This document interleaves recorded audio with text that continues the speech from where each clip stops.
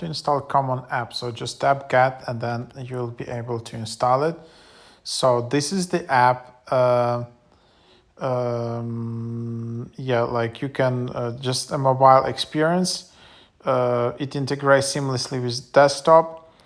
And yeah, as I understand, this is like the app to get some scholarships and apply to some colleges right from the app. And you need to start early.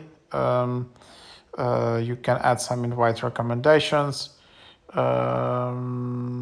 Yeah, and all of that just from your fingertips, from your phone, which is quite convenient. So you can see this app is quite high in the charts. So that's basically the idea.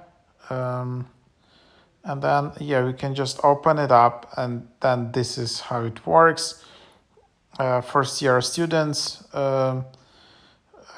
you can just create an account to get started.